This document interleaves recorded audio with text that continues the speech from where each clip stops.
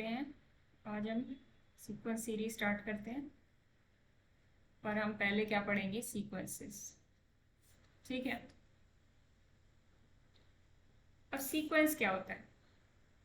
आपने फंक्शन पढ़े हुए हैं, सबने पढ़े हैं फंक्शन। मेरी आवाज़ कहीं ब्रेक हो या कम आए तो आप लोग मुझे बता देना एडवांस में। हो गया ये। हाँ, हमने फंक्शंस पढ़े हुए। फंक्शन क्या होते हैं? हमने एक्चुअली रियल फंक्शंस पढ़े हुए हैं। रियल का मतलब क्या है? मेरी तरफ से कोई भी फंक्शन हम डिफाइन करते हैं उसके लिए हमें पता होता है एक डोमेन सेट होता है और एक कौन सा सेट होता है, रेंज को डोमेन का सेट। स्पेसिफिकली ये किसके सबसेट्स होते हैं? जब हम रियल फंक्शंस पढ़ रहे हैं तो ये रियल के सबसेट होते हैं। कोई भी सबसेट ए हो सकता है, कोई भी सबसेट बी हो सकता है। हम अपनी जानकारी के लिए यहाँ लिख देते हैं ए और B are subsets of R, या अलग से ऐसे करके लिख देते हैं which is more clear. A is a subset of R and B is also a subset of R. कई बार फंक्शंस कॉम्प्लेक्स एनालिसिस में भी डिफाइन किए जाते हैं। तो स्पेसिफिकली जब आप रियल एनालिसिस पढ़ रहे हैं तो आप रियल फंक्शंस पढ़ेंगे, उसके अंदर कॉम्प्लेक्स फंक्शंस नहीं पढ़ेंगे। कॉम्प्लेक्स फंक्शंस यानी क्या? जैसे कि कोई फंक्शन डिफाइन कर दे एक्स प्लस आएटा, अब इसको कॉम्प्लेक्स फंक्शन कहा जाएगा, रियल नहीं। तो हमने कौन से पढ़े हैं? हमने रियल ही पढ़े। कॉम्प्लेक्स हम कब पढ़ेंगे? जब हम हायर कॉम्प्लेक्स एनालिसिस पढ़ेंगे तब।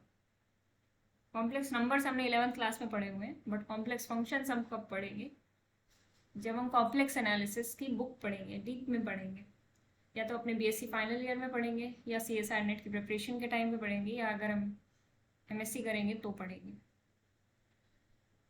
तो अब रियल फंक्शंस तो हमने पढ़ लिए, अब हम पढ़ रहे हैं सीक्वेंसेस, नहीं रियल सीक्वेंसेस। अब यहाँ पे रियल वर्ड क्यों अटैच किया ये आपको अभी समझ में आ जाएगा। रियल सीक्वेंसेस, सीक्वेंस यानी सीक्वेंस और कुछ भी नहीं है, एक स्पेशल टाइप का फंक्शन है। मैं जानती हूँ आपने जब इसको 10th 11th में किया था तो सीक्वेंस एक फंक्शन की तरह नहीं दिखता था आपको, लेकिन अब जब आप बीएससी में एमएससी में फंक्शंस पढ़ रहे हो, सीक्वेंसेस पढ़ रहे हो, तो आपको सीक्वेंस एज अ फंक्शन भी दिखना चाहिए, राइट? एक ऐसा स्पेशल टाइप का फंक्शन है जिसकी डोमेन क्या है? Set of natural numbers, that's it. को डोमेन आर या उसका कोई सबसेट हो सकता है, और इसकी नोटेशन कुछ भी हो सकती है। कोई कैपिटल लेटर से आप डिनोट कर सकते हो। कई बार क्या होता है, किसी इस टाइप के नोटेशन से उसको डिनोट कर दिया जाता है, बट अभी मैं कैपिटल लेटर वाली नोटेशन लेके चल रही हूँ। तो कैपिटल लेटर वाली नोटेशन यानी यहाँ पे एस क्या है? Is a sequence. सीक्वेंस यानी कि फंक्शन। सीक्वेंस और फंक्शन में क्या डिफरेंस है? द ओनली डिफरेंस,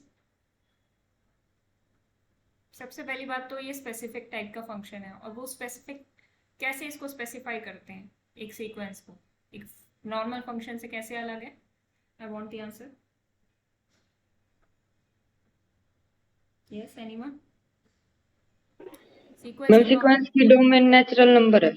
सीक्वेंस की डोमेन एक नेचुरल नंबर्स होती है, फंक्शन की डोमेन भी एक नेचुरल नंबर हो सकती है। Obviously A is a subset of R, अगर यहाँ पे ए को नेचुरल नंबर्स का सेट ले लोगे तो हो जाएगी, बट जनरली फंक्शंस की डोमेन नेचुरल नंबर्स नहीं होती। कुछ स्पेसिफिक टाइप के फंक्शंस होते होंगे जिनकी होती है, तो वही स्पेसिफिक टाइप के फंक्शन जिनकी डोमेन नेचुरल नंबर्स का सेट हो जाती है उन्हें हम सीक्वेंस बोल देते हैं, दैट्स इट।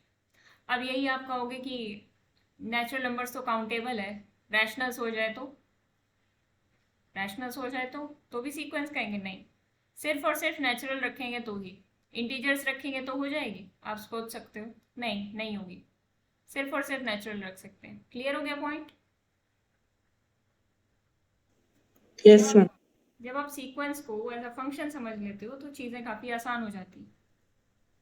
ठीक है, अभी जो आपने टॉपिक किया है लास्ट पॉइंट से टोपोलॉजी का, उसका मैं एक और असाइनमेंट दूंगी, और अब जो असाइनमेंट दिए जाएंगे उसमें प्रीवियस ईयर क्वेश्चंस भी बहुत सारे होंगे, जैसे डीयू हो गया और बाकी सारे एग्जाम्स हो गए उनसे रिलेटेड, मतलब प्रीवियस ईयर क्वेश्चंस उसमें आपको दिए जाएंगे, तो उनको भी बड़े ध्यान से आपको, जितना काम आपको दिया जा रहा है उसको सीरियसली करो, और जितना काम नहीं दिया जा रहा उसको भी करो, मतलब एक्स्ट्रा करो।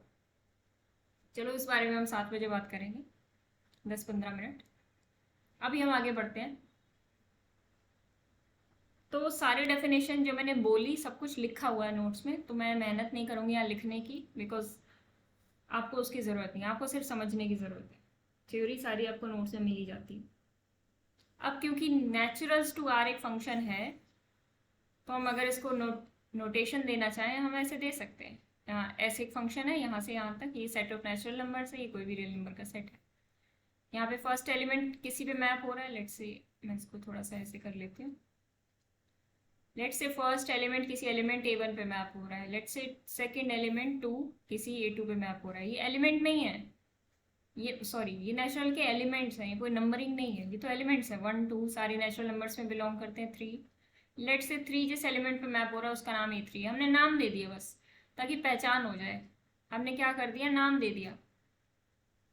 1 2 3 जिस जिस पे मैप हो रहे हैं उनको AI नाम दे दिया। आई किस पे मैप होता है, AI पे। ये हमने खास नाम दे दिया ताकि इनको समझना ईजी हो जाए। किसी नॉर्मल फंक्शन को समझना काफ़ी मुश्किल है as compare to sequences. Sequences को समझना काफ़ी आसान है, क्योंकि जब मैं इनकी कलेक्शन बनाऊंगी A1 A2 A3, आगे क्या आएगा नेक्स्ट इससे, A4 एंड सो ऑन। इस कलेक्शन को हम क्या बोलेंगे, रेंज सेट। और कई बार क्या होता है, सीक्वेंस को भी इस नोटेशन से डिनोट किया जाता है। जब हम ऐसे कर देंगे ना, तो ये हमारे एस फंक्शन को ही नोटेट कर रहा है। an को ऐसे करके लिख दिया आपने, एक मिनट, हाँ an को ऐसे करके लिख दिया। अब आप इस पे चाहे 2 3 नोटेशंस होती हैं, देखो क्या हो गया इसको। अब आप इसको ऐसे भी नोटेट कर सकते हो और ऐसे भी नोटेट, इस वाली ब्रैकेट से भी नोटेट कर सकते हो, आपकी मर्जी है, ठीक है। कई बार लोग ऐसे भी नोटेशन दे देते हैं, A1 A2, ये वाला ब्रैकेट लगा के, सिंपल वाला ओपन ब्रैकेट। तो कैसे भी नोटेशन दी जा सकती है। नॉर्मली हम ये 2 नोटेशंस यूज करेंगे, ठीक है। तो सीक्वेंस एस को जब हमें डिनोट करना था तो एस को हमने ऐसे भी डिनोट कर लिया, और जब हम इसको खोल के लिखेंगे तो वो ऐसे लिखा जाएगा। कुछ एग्जांपल्स हम देना चाहें अगर सीक्वेंस के, तो सबसे आसान एग्जांपल क्या हो सकता है, fn is equal to n। मैंने fn क्यों लिखा, fx क्यों नहीं लिखा, ये सवाल आ सकता है आपके दिमाग में। नोटेशन है, जो लिखना चाहो लिख सकते हो, बट जब यहाँ पे आप n लिखोगे तो क्या स्पेसिफाई हो जाएगा, f ऑफ n नहीं s ऑफ n, सॉरी। यहाँ पे अगर n लिख दिया तो स्पेसिफाई हो जाता है कि n नेचुरल से ही आ रहा होगा। एक माइंड सेट सा बन जाता है ना, n है तो कुछ अलग होगा, ठीक है। बस वो एक खेल है, सुंदर दिखाने का खेल है और कुछ नहीं है। x भी आप यूज़ कर सकते हो, बट x नॉर्मली कहाँ से यूज़ किया जाता है, जब नेचुरल के अलावा कोई और डोमेन हो। जब नेचुरल डोमेन हो, सीक्वेंस की बात कर रहे हो, तो s of n is equal to n, ये फंक्शन हम डिफाइन कर सकते हैं। अब इसी फंक्शन को हम ऐसे भी लिख सकते थे, कैसे लिख सकते थे, इसी फंक्शन को हम ऐसे भी नोटेट कर सकते हैं। नोटेशन से ज़्यादा घबराने की कोई ज़रूरत नहीं है, जैसे जैसे आप आगे बढ़ोगे इसके अंदर आप सब कुछ वैसे ही सीख जाओगे। Sn की जगह मैंने क्या लिख दिया, an, सॉरी Sn की जगह क्या लिख दिया, an। एक्चुअली Sn की जगह an लिखा जाता है, ठीक है, ठीक है। तो ये Sn क्या डिनोट कर रहा है, हमारा सीक्वेंस। n यानी 1 1 पे मैप होगा, 2 2 पे मैप होगा, 3 3 पे मैप होगा। क्या ये सीक्वेंस समझ में आ गया सबको, ये वाला फंक्शन हमने जो डिफाइन किया है। Yes ma'am. हम और भी फंक्शंस देख सकते हैं, आई मीन टू से सीक्वेंसेस देख सकते हैं। फॉर एग्जांपल एक कांस्टेंट सीक्वेंस देखते हैं हम कई बार, ठीक है, an इज इक्वल टू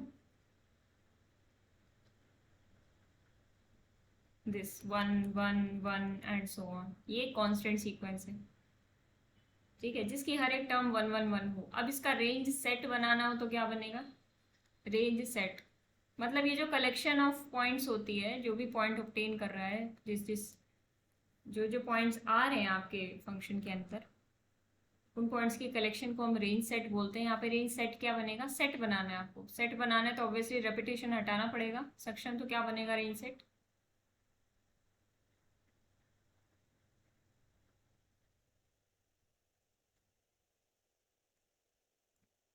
कितने हैं यहाँ बच्चे, सक्षम है, मैम 1 होगा। इंद्रजीत है और जॉय है, ये 1 हो जाएगा, ठीक है। सिंगलटन सेट 1 बन जाएगा। तो ये सेट, रेंज सेट, मतलब ये जो आप लिख रहे हो ये वाली नोटेशन, ये इसके बराबर हो, ये कोई ज़रूरी नहीं, क्योंकि यहाँ पे देखो अलग अलग दिख रहे हैं। ठीक है, इसको हम कुछ नहीं बोल रहे अभी, इसको एज ए नोटेशन ही रखेंगे, इसका कुछ नाम नहीं दे रहे अभी हम। लेकिन नीचे जो हमने सेट बनाया उसको क्या बोल रहे हैं, रेंज सेट। अब आप कहोगे कि रेंज सेट की क्या कोई इंपॉर्टेंस है, बहुत ज़्यादा इंपॉर्टेंस है। अभी आगे आप लिमिट पॉइंट्स, लिमिट, ये सब पढ़ोगे तो आपको पता चलेगा रेंज सेट बहुत ज़्यादा इंपॉर्टेंट है एक सीक्वेंस में। रेंज सेट से हम सीक्वेंस के बारे में काफ़ी सारी बातें पता कर सकते हैं। तो सीक्वेंस है क्या, सीक्वेंस कुछ भी नहीं, एक ऑर्डर सेट ही तो है। मैंने कहा था इसकी ऐसी नोटेशन दे सकते हो A1 A2 3 A2 3। Ordered set मतलब कि आपने ऑर्डर्ड टपल देखे, आपने टपल देखे हैं ऐसे A1 A2। ये पॉइंट किस चीज़ को डिनोट करता है, ये पॉइंट टपल,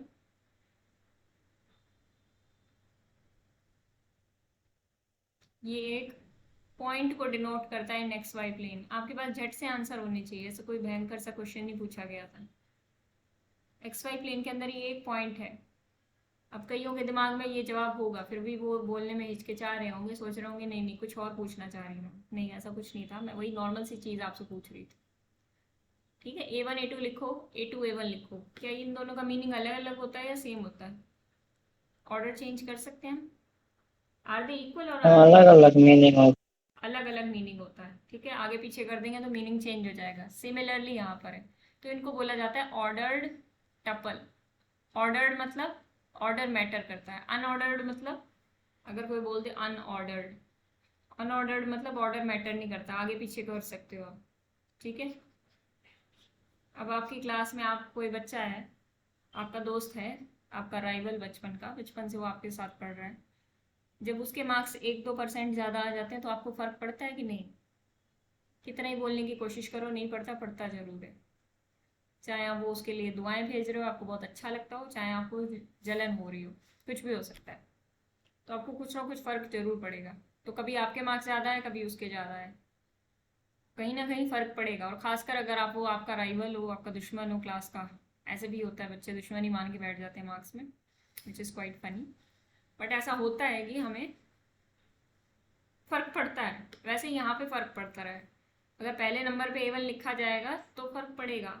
ये कोई और पॉइंट डिनोट करेगा, जैसे 2,3 एक पॉइंट है और 3,2 एक पॉइंट है, दोनों पॉइंट्स अलग अलग डिनोट किए जाते हैं, दोनों अलग अलग पॉइंट्स हैं एक्स वाई प्लेन में। अब यहाँ पे आते हैं हम एक order tuple. Order tuple, order tuple हमने समझ लिया।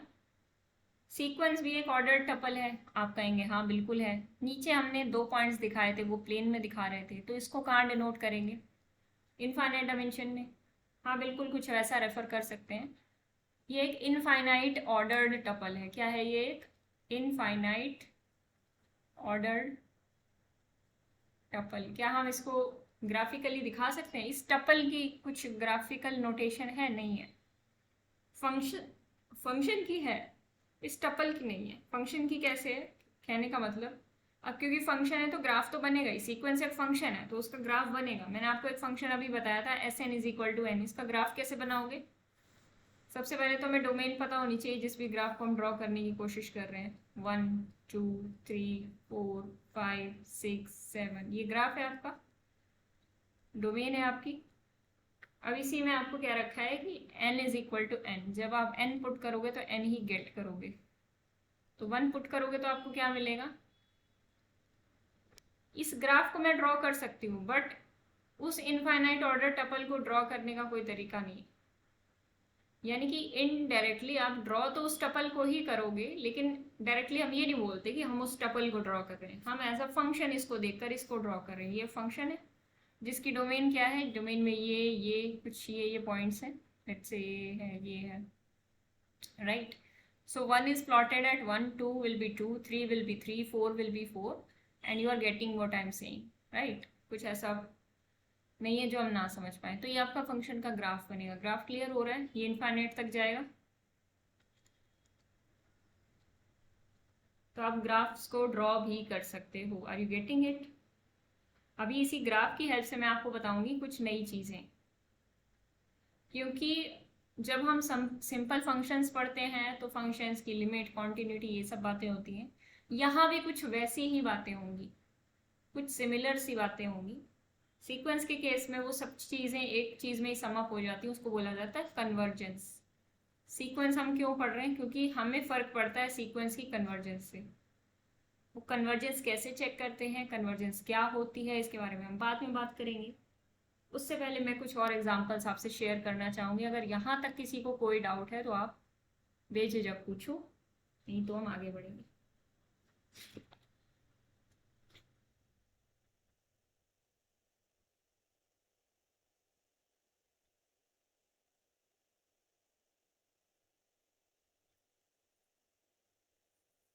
इजाजत है? Okay ma'am. मैम टप्पल क्या होता है? हाँ, टप्पल कुछ नहीं होता। टप्पल ये होता है जब आप इस तरीके से किसी चीज़ को लिख देते हो, A1 comma A2 comma two so on AN। ये एन ऑर्डर टप्पल है। और यही हमें अगर पता हो कि इनफाइनाइट टर्म्स हैं इसके अंदर, जैसे B1 B2 and up to so on, infinite terms हो, आगे रुक ही ना रही हो, तो ये एक इनफाइनाइट ऑर्डर टप्पल हो जाएगा।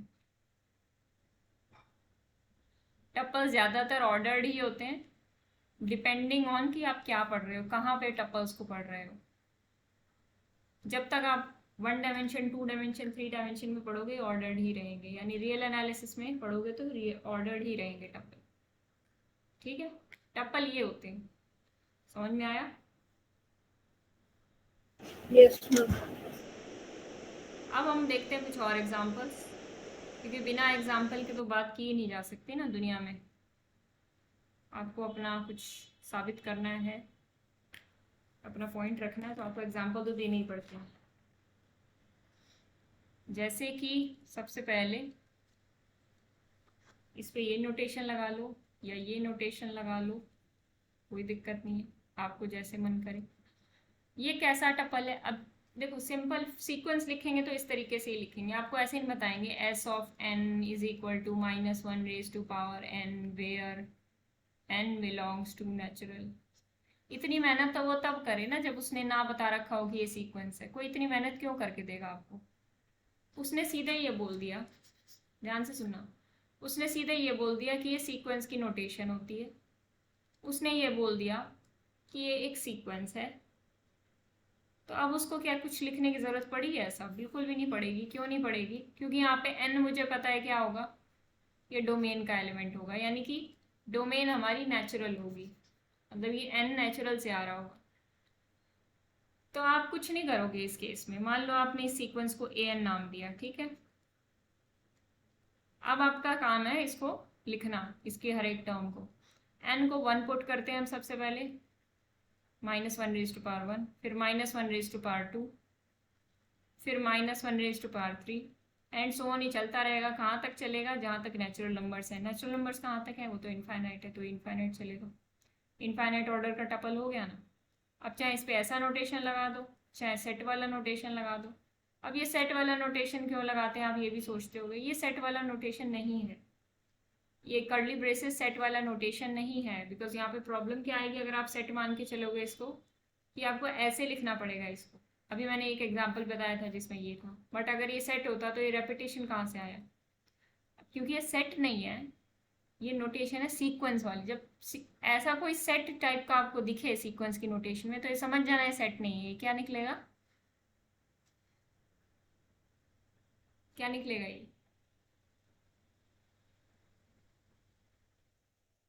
Sequence ma'am. सीक्वेंस होगा। ठीक है, ऐसी रेपिटेटिव सी चीज़ें कहीं लिखी हों वैसे तो मेंशन किया जाएगा, फॉर श्योर मेंशन किया जाएगा, बट ज़्यादातर क्या होता है जब अप टू सो ऑन ऐसे कर दिया जाए 1 2 3 अप टू सो ऑन, तो ये सीक्वेंस ही होता है। आप इसको ऐसा सेट भी देख सकते हो, कोई दिक्कत नहीं। इसको तो सेट और सीक्वेंस दोनों की तरह देख सकते हो, लेकिन ऊपर वाले को आप सेट की तरह नहीं देख सकते। आप जानते हो क्यों? क्योंकि रेपिटेशन अलाउड नहीं होता सेट में, ये सीक्वेंस ही होगा। बाकी मेंशन किया जाएगा, आपको चिंता करने की ज़रूरत नहीं है। बट मेरा मेन मोटिव क्लियर करने का ये था कि आप इसको सेट की नोटेशन ना समझ बैठो। तो पहली टर्म -1 आएगी, फिर 1 आएगी, फिर से -1 आएगी, फिर से 1 आएगी, एंड ये प्रोसेस चलता रहेगा। अब देखो, इसमें भी हर टर्म हर दूसरे पॉइंट पे रिपीट हो रही है, अल्टरनेट टर्म्स रिपीट होती जा रही है। तो अब क्या ये सेट नहीं है? नहीं, क्योंकि ये सीक्वेंस है ना। जब हम इसका रेंज सेट लिखेंगे तब हम इसको सेट की तरह लिखेंगे, और रेंज सेट क्या निकल के आएगा? 1 एंड -1। Getting it?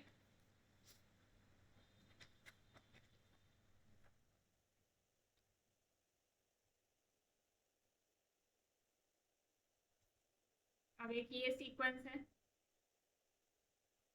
कई बार आपको खुश करने के लिए ऐसे लिख दिया जाएगा। वैसे अगर ऐसे लिखा गया ना आपको खुश करने के लिए तो ये सेट है, और अगर ऐसे लिखा गया तो ये सीक्वेंस है जहाँ पे एन की कोई मेंशन नहीं है। या फिर अगर ऐसे लिख दिया गया where n belongs to natural, ये अगर बाहर लिख दिया गया या फिर ये नहीं लिखा गया, कोई भी चीज़ हो सकती है, दिस और दिस, बोथ केसेस में ये क्या होगा, सीक्वेंस। पहचान कर लो। ये बहुत ही माइन्यूट सी चीज़ें आपको बहुत ही रेयरली बुक्स में मिलेंगी, पर कोई मेंशन करके अलग से नहीं बताएगा जैसे मैं बता रही हूँ, और बहुत ही कम लोग ये बात बताएंगे। ये डिफरेंसेस जो होते हैं आपको खुद ऑब्जर्व करने होते हैं। You have to become an observer, right? समझ में आ गया? हर एक टर्म इसकी लिख सकते हैं हम। एज अ सेट लिखेंगे तब भी वही आएगा, एज अ सीक्वेंस लिखेंगे तब भी वही आएगा। अब फंक्शन में और सीक्वेंस में हमें सबसे बड़ा डिफरेंस मुझे जो लगता है वो ये मिला कि आप कहोगे नेचुरल्स इसकी डोमेन है, वो तो मिला ही मिला, बट आपको जब एक फंक्शन डिफाइन करना होता है तो आपको उसके लिए तैयारियां कितनी करनी पड़ती है। मान लो मैं एक फंक्शन डिफाइन कर रही हूँ R2R, और मुझे लिखना पड़ेगा पूरा f of x is equal to x square. मुझे ये 2 लाइन मिनिमम तो लिखनी ही पड़ेगी, इतना तो मुझे लिखना ही पड़ेगा। बट जब मैं सीक्वेंस की बात कर रही हूँ, कोई कह रहा है this is a sequence, S is a sequence, तो बस आपके लिए ये लिख दिया जाएगा कि भाई ए एन इज अ सीक्वेंस। ऐसे कई बार नोटेट कर दिया जाता है, इसकी टर्म्स A1 A2 A3 होती है ना, तो सीक्वेंस ए एन।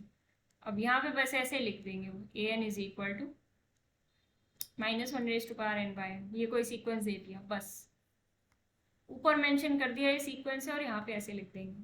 सीक्वेंस की नोटेशन ज़्यादा कॉम्पैक्ट है, ज़्यादा कन्वीनियंट है, ज़्यादा फ्लेक्सिबल है as compare to functions. Function में आपको डोमेन और रेंज अलग से डिफाइन करनी पड़ेगी, क्योंकि वहाँ बता नहीं रखा कि डोमेन और रेंज होती क्या है। यहाँ हमें पता है डोमेन और रेंज क्या होती है, डोमेन और को डोमेन। रेंज मैं बार बार बोल देती हूँ, उस पर ध्यान मत देना। डोमेन और को डोमेन हमेशा बेस पॉइंट से स्टार्ट करना, रेंज कभी मत बोलो। डोमेन और को डोमेन, रेंज आपको पता है क्या होती है, को डोमेन आपको पता है क्या होती है, इसलिए क्यों को डोमेन वर्ड का यूज़ करना है ये भी आपको पता है। ठीक है, अभी बात करते हैं हम बाउंड्स ऑफ ए सीक्वेंस के बारे में। रेंज सेट के बारे में हमने बात कर लिया। मैंने कहा कि एक स्टेटमेंट अगर मैं लिखूं, रेंज लिखूं या रेंज सेट लिखूं, बात एक ही है, दोनों की बात एक ही है। यहाँ तक किसी को कोई डाउट तो नहीं है?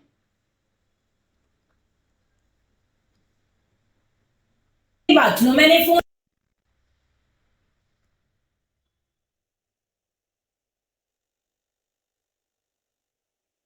सबको अपने स्कोर्स पता चल गया है ना? Yes ma'am.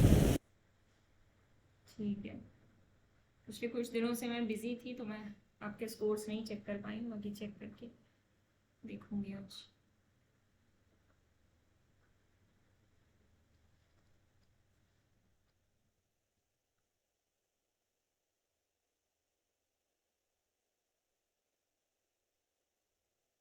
Is it true और फॉल्स?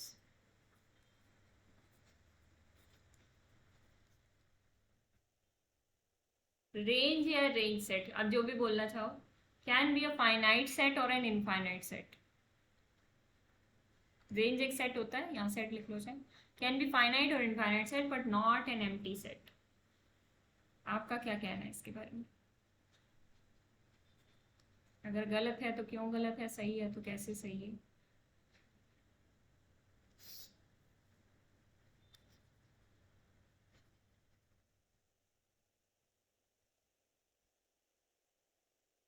इंद्रजीत समझ में आ रहा है?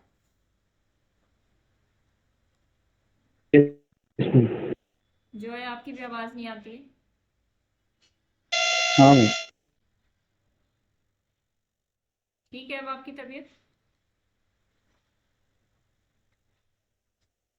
कुछ आपने मुझे मैसेज किया था कल या परसों, शायद किसी और ने किया होगा, या तो टेस्ट दिया था आपने?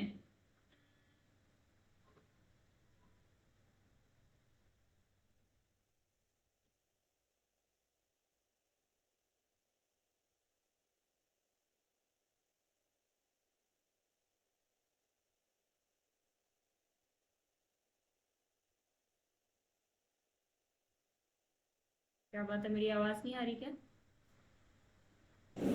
आ रही मैम। दिया था आपने टेस्ट?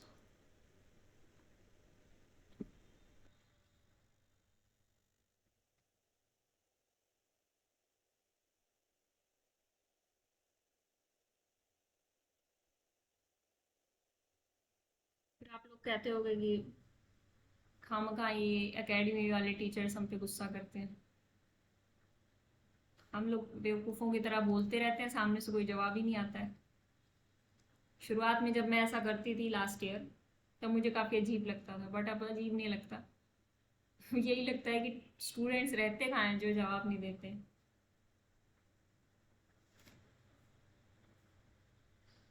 बट आप लोगों को जवाब देने में अभी भी टाइम लगता है।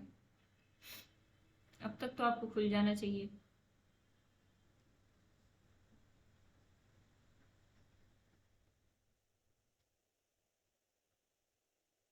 आप चाहे पढ़ो या ना पढ़ो, उससे आपका फ़ायदा और आप ही का नुकसान है।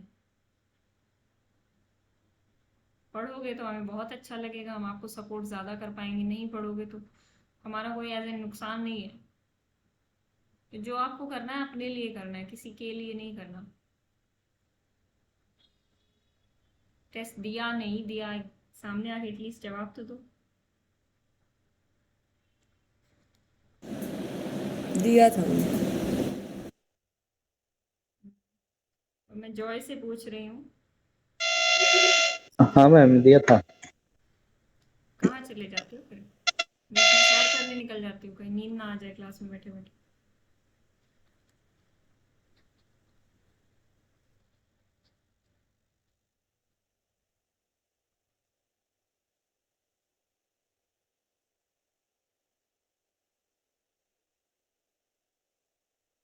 मैम रिजल्ट क्या अपलोड कर दिया? हाँ रिजल्ट क्या अपलोड कर दिया? हाँ, मेल किया आप लोगों को। मेल अगर आपके पास नहीं आया है तो मुझे इन्फॉर्म कीजिए, बाकी मैंने मेल कर दिया है। आप सब लोग अपनी ईमेल आईडी जो आपने हमारे साथ रजिस्टर करा रखी है उस पर चेक कीजिए जाके। ठीक है।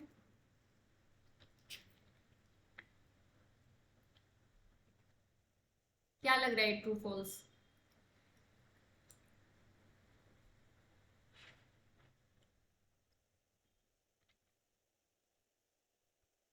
क्या आपने कभी सुना है ऐसा कोई फंक्शन जिसका रेंज सेट एम्प्टी आया हो? सबसे पहले इसके बारे में सोचो। हमने क्या कभी ऐसा कोई रेंज सेट सुना है, ऐसा कोई फंक्शन देखा है? कोई भी फंक्शन दुनिया का, सीक्वेंसेस को भूल जाओ। यहाँ सीक्वेंस की बात हो रही है वैसे, शायद मैं मेंशन करना भूल गई। Range set of sequences.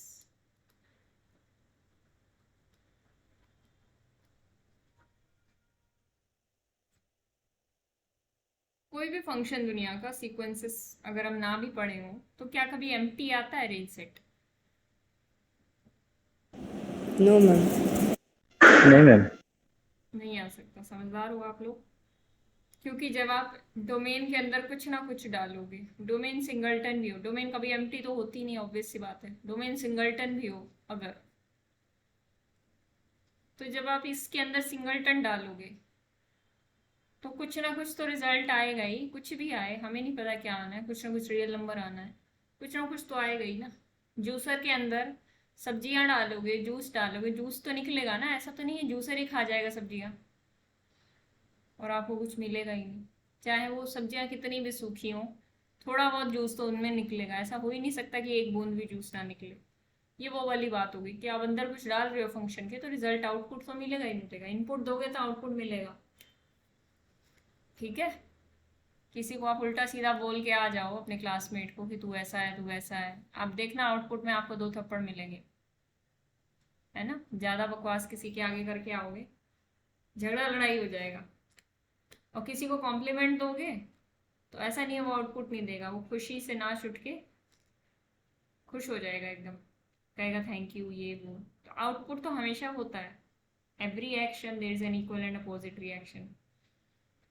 तो एम्प्टी, ये कह रहे नहीं हो सकता एम्प्टी। हाँ, इतनी बात तो सही लग रही है मुझे। Range set of A sequence empty नहीं हो सकता लेकिन कैन बी फाइनाइट और इनफाइनाइट सेट, दोनों फाइनाइट और इनफाइनाइट दोनों तरीके का रेंज सेट हो सकता है। क्या हो सकता है, जल्दी बताइए। Yes ma'am. एग्जाम्पल।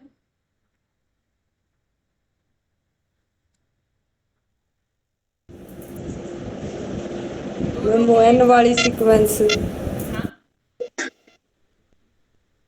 वो एन वाली सीक्वेंस ली थी। एन वाली सीक्वेंस इनफाइनाइट का एग्जाम्पल हो सकती है। फाइनाइट का कुछ दे सकता है कोई? इंद्रजीत बताओ। जो पढ़ाया जाता है, देखो जो कुछ पूछा जाता है ना आपसे, ट्रू फॉल्स या कुछ भी पूछूं मैं, क्लास की सबसे अच्छी बात ये होती है कि जो आपको अभी पढ़ाया गया वही आपसे पूछ लिया जाएगा। एग्जाम की सबसे बुरी बात क्या होती है, जो आपने साल भर पढ़ा है वो आपको जाके निकालना पड़ेगा। तो क्लास में प्रैक्टिस होती है। अब क्लास में आपको 5 मिनट पहले हुई पढ़ाई हुई चीज अगर याद नहीं रहेगी तो एग्जाम में कैसे याद रहेगी? तो क्लास में जितना दिमाग पे जोर लगाना है लगाओ, ठीक है। अभी मैंने कुछ पढ़ाया होगा उसी के बेस पे मैं पूछ रही हूँ। सेकंड एग्जाम्पल, रेंज सेट का फाइनाइट हो सकता है। तान्या।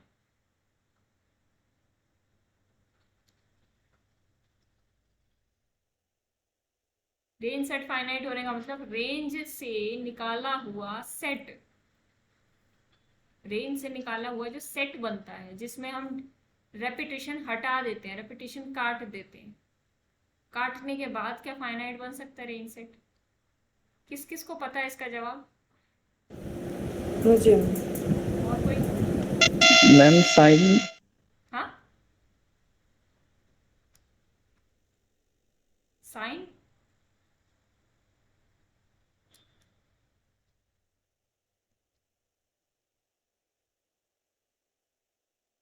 सक्षम। No ma'am.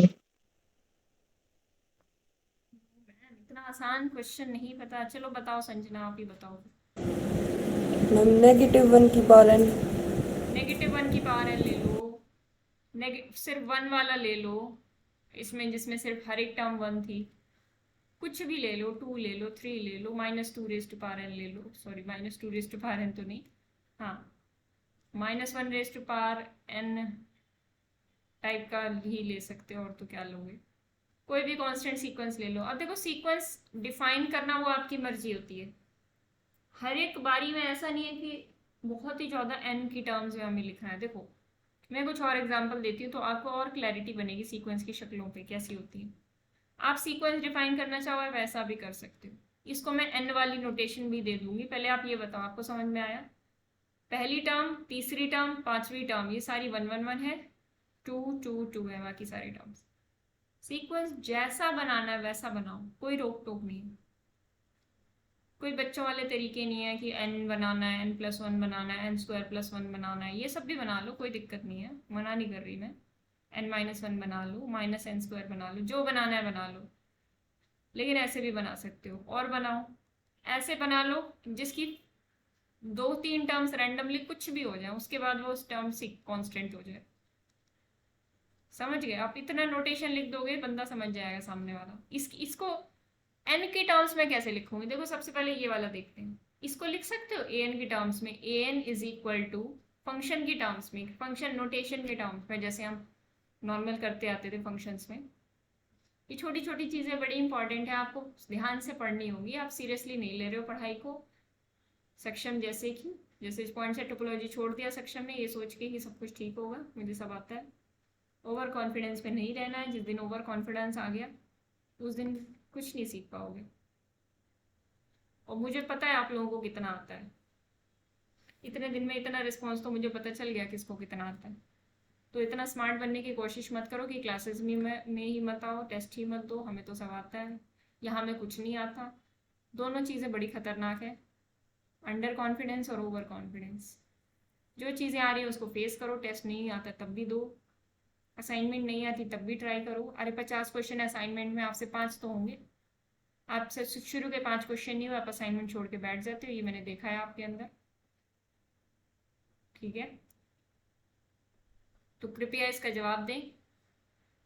अगर n ऑड है तो इसकी टर्म्स हम लिख सकते हैं n की टर्म्स में, अगर n इवन है तो भी हम लिख सकते हैं। बताइए। ये बिल्कुल बेबी स्टेप्स लेके मैं आपको कराने की कोशिश कर रही हूँ। अभी हम सिर्फ सीक्वेंस की डेफिनेशन कर पाए हैं पौने घंटे में, और उसके एग्जाम्पल्स करा पाई हूँ। आप जल्दी जल्दी जवाब दोगे तो जल्दी जल्दी आगे बढ़ेगा।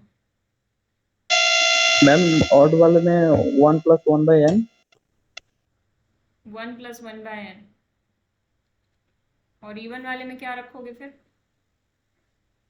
-1/n।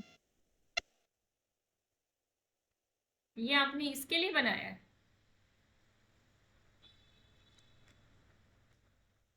आपको लग रहा है कहीं से मैच कर रहा है? नहीं नहीं नहीं, मैं समझा ये इसके एग्जांपल। नहीं नहीं, ऊपर वाला बनाओ, अभी ये वाला बनाओ ना, फर्स्ट वाला। सेकंड वाला तो मैं बाद में पूछूंगी। संजना, मैम ऑड के लिए 1, इवन के लिए 2। ऑड के लिए 1 बन जाएगा, इवन के लिए 2 बन जाएगा। क्यों? क्योंकि हमें पता है ऑड पोजीशंस पे 1 पड़ा है, इवन पोजीशंस पे 2 पड़ा है। अगर किसी को समझ में नहीं आया था, अब आ गया है, तो घबराने की बात नहीं है। किसी चीज़ को जब हम शुरू करते हैं तो समझने में टाइम लगता है, धीरे धीरे आप भी बनाने लग जाओगे। वैसे कोई आपसे जनरली पूछ नहीं रहा इस तरीके की चीज़ें, पर ये बहुत ही ज़्यादा बेसिक जनरल नॉलेज है जो आपको पता होना चाहिए। ये मैथ्स का जीके है, ठीक है। Since we are starting, I want to get an idea कि आपको आता कितना है, क्या समझ पा रहे हो आप चीज़ों से, वो मैं आइडिया ले रही हूँ अभी। आप मेरे नोट्स पढ़ते होगे तो आपको लगता होगा अच्छा ये एग्जाम्पल तो कराया नहीं था मैम ने, ये नोट्स में है ही नहीं, ऐसा फील होता होगा। जो जिस तरीके का फ्लो बनता है क्लास में, मैं उस तरीके से पढ़ाती हूँ। अब अगर मैं भागती रह जाऊँ और आपको कुछ समझ में ना आए तो उसका भी कोई फ़ायदा नहीं। ये सही आंसर बताया है संजना ने। अगर n ऑड है तो ऑड पोजीशंस पे, n का मतलब क्या है? डोमेन, मतलब A1, A1, A3, A5, उन पोजीशंस पे क्या है? ये A1 वाला एलिमेंट है, ये A2 वाला, ये A3 वाला, ये A4 वाला, ये A5 वाला, ये A6 वाला। उन पोजीशंस पे क्या रखा हुआ है? ऑड पोजीशंस पे 1 रखा है, इवन पे 2 रखा है। सिंपल। सबको क्लियर हुआ? अगर क्लियर हुआ है तभी हम आगे बढ़ेंगे, नहीं तो आप बताओ।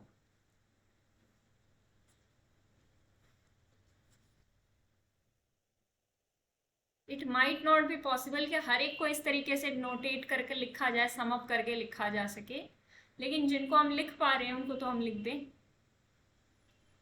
ठीक है। जिनको हम लिख पा रहे हैं उनको तो लिख दें। सीक्वेंस को मैंने कहा जैसा मर्जी बना दो, उसकी फाइनाइट 100-200 टर्म कुछ भी बिगाड़ के रख दो, चाहे 1000 टर्म्स बिगाड़ के रख दो, अपनी मर्जी से कुछ भी रैंडम लिख दो। जैसे वो छोटा बच्चा होता है ना, पेन पकड़ता है तो यूं यूं यूं करता है, आप इस तरीके से टर्म्स बना दो। शुरू की 100 टर्म्स कुछ भी रैंडम बना दी, उसके बाद एक सीक्वेंस, एक पैटर्न बना लिख जाओ। सीक्वेंस का मतलब ये नहीं है हर चीज़ सीक्वेंस में चली आएगी, ना ना ना ना, वो बच्चे करते थे। सीक्वेंस का मतलब ये है कि हम कैसे रिप्रेजेंट कर पा रहे हैं, हम टर्म्स को कैसे लिख पा रहे हैं, हम जैसा चाहें वैसा सीक्वेंस बना सकते हैं। शर्त इतनी है कि उसके अंदर काउंटेबल एलिमेंट्स आना चाहिए, हर एक एलिमेंट नेचुरल नंबर्स के सेट से कॉरेस्पॉन्ड होना चाहिए, ठीक है। अगर मैं आपसे ये पूछूं range set of a sequence is countable और अनकाउंटेबल, क्या आंसर होगा आपका? Range set of a sequence countable set और अनकाउंटेबल? Countable ma'am. काउंटेबल होगा। काउंटेबल क्यों होगा? क्योंकि वो हमेशा एक या तो फाइनाइट सेट आता है या इनफाइनाइट आता है। एग्जाम्पल के तौर पे अभी मैंने बताया था ना, ये ट्रू फॉल्स में आपसे पूछा गया था और ये ट्रू निकला था हमारा। या तो फाइनाइट आता है या इनफाइनाइट आता है, एम्प्टी तो वैसे भी नहीं आता। लेकिन इनफाइनाइट में अनकाउंटेबल कभी नहीं आएगा, क्योंकि आप डोमेन क्या ले रहे हो उससे बहुत फर्क पड़ता है। क्योंकि जो रेंज की कार्डिनैलिटी होती है, आप किसी फंक्शन में कभी ये ऑब्जर्व करना कि जो रेंज की कार्डिनैलिटी होती है, ये मान लो आपकी डोमेन है, रेंज की जो भी कार्डिनैलिटी होती है, A, B, C कुछ भी है रैंडम सा, या तो ऐसा होगा कि ये 2 एलिमेंट्स एक पे ही चले जाएंगे, 3 भी एक पे जा सकते हैं, या ज़्यादा से ज़्यादा क्या होगा, एक एलिमेंट एक पे जा रहा है। इसका मतलब क्या है? रेंज सेट की जो कार्डिनैलिटी होती है वो हमेशा लेस देन इक्वल टू होती है डोमेन की कार्डिनैलिटी से, क्योंकि या तो 1-1 मैपिंग होगी इस टाइप की, ठीक है। 1-1 होगी तो, अब क्योंकि यहाँ नेचुरल्स का सेट था तो आप समझ गए यहाँ काउंटेबल है तो उधर भी काउंटेबल आएगा। 1-1 होगी तब तो रेंज सेट और इसकी कार्डिनैलिटी इक्वल हो जाएंगी। लेकिन अगर 1 1 नहीं हुई, कुछ इस टाइप की हो रही है, मान लो 2 भी सी पे चला गया और 3 भी सी पे ही चला गया, दोनों एक पे ही चले गए, तो क्या होगा, इसकी कार्डिनैलिटी कम होने के चांसेस है ना, बढ़ेगी तो नहीं। जितनी डोमेन की है वो ज़्यादा ही रहेगी रेंज वाली से। तो रेंज सेट की कार्डिनैलिटी हमेशा डोमेन की कार्डिनैलिटी से छोटी या बराबर होती है। ये चीज़ हम कॉन्टिन्यूटी में बड़ी ही थ्योरम्स में इस्तेमाल करेंगे। इस चीज़ को नोट कर लो, दिमाग में बिठा लो। जब कॉन्टिन्यूटी आएगा, जब वो थ्योरम आएगी तो मैं आपसे पूछूंगी, फिर आपका जवाब नहीं आया तो आपकी अटेंटिवनेस का पता चल जाएगा। ये चीज़ जो भी हम पढ़ रहे हैं एक जगह इस्तेमाल होने वाली नहीं है, हर चीज़ एक कनेक्शन में है। तो ये चीज़ें आगे भी आती रहेंगी, तो दिमाग में रखो। अगर नहीं समझ में आया तो पूछ लो।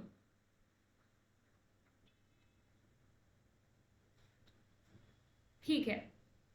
आपको पता है गर्मियों में बोलना कितना मुश्किल होता है, मुंह सूख जाता है 10 मिनट बोल के। उफ, पता नहीं आपके टीचर्स कैसे बोलते होंगे, कॉलेज वाले। खैर, यहाँ पे भी हम बना सकते हैं। देखो, अब आपको थोड़ी सी मुश्किल हो सकती है। 1 के लिए हमें नहीं पता, हमने रैंडम टर्म्स लिखी है ना, तो हम अलग अलग लिख के कर देते हैं।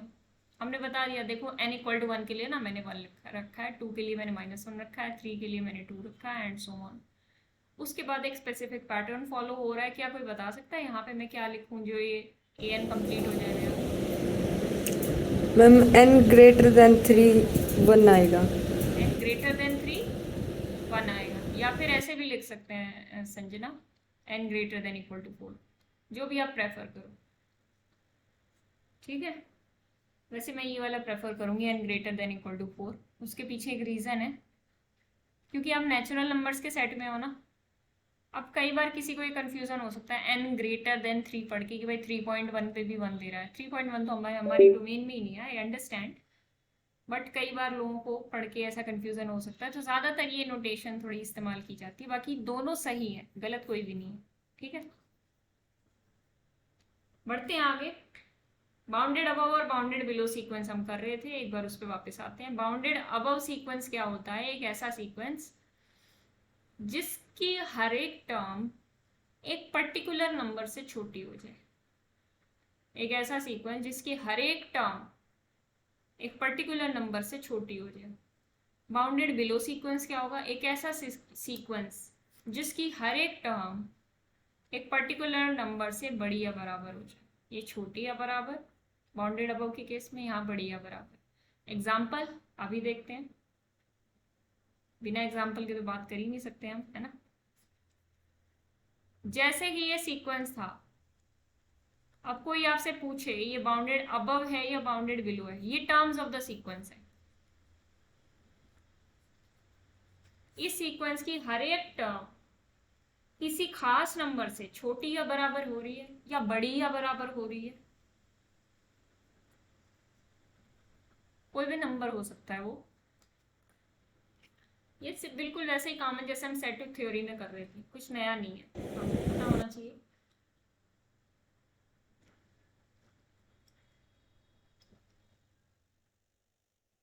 मैम हर एक टर्म 1 से बड़ी या बराबर है। तो क्या मैं बोल सकती हूँ कि ये बाउंडेड बिलो बाय 1 है?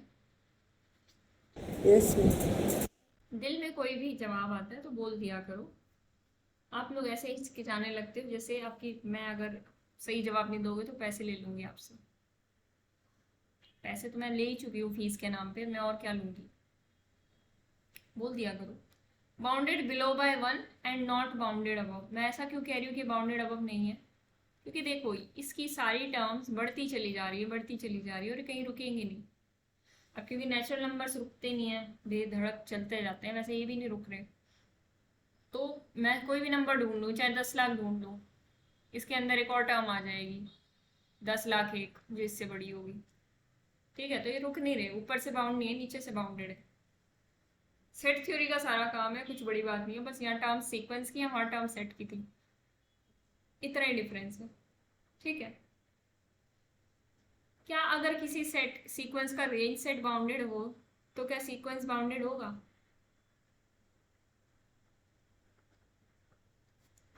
देखो बाउंडेड मतलब, बाउंडेड से मेरा मतलब है bounded above plus bounded below. अब मैं आपसे कह रही हूँ, कहने की कोशिश कर रही हूँ, if range set of a sequence is bounded, then sequence is bounded, मतलब both bounded above and below. Tanya और जॉय, आप जवाब दोगे इसका? सोच लो।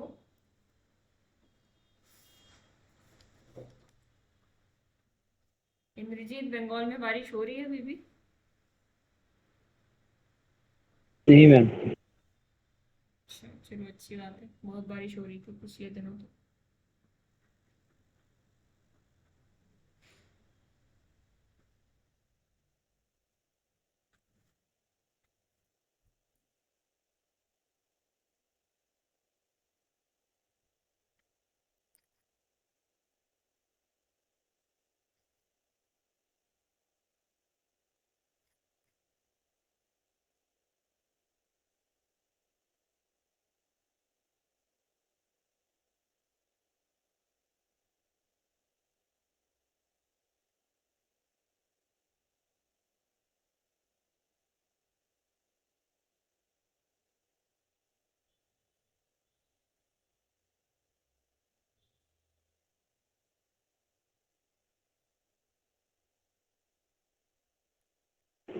मैम अगर रेंज सेट -1 और 1 हो तो सीक्वेंस बाउंडेड होगा ना?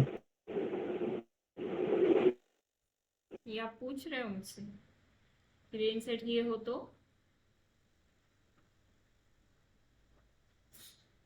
सीक्वेंस बाउंडेड होगा। सीक्वेंस बाउंडेड होगा।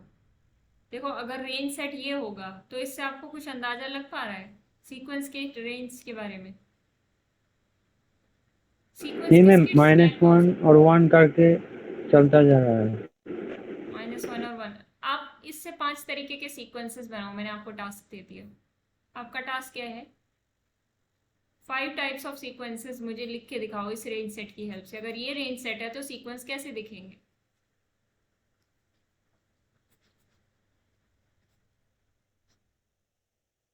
बताइए।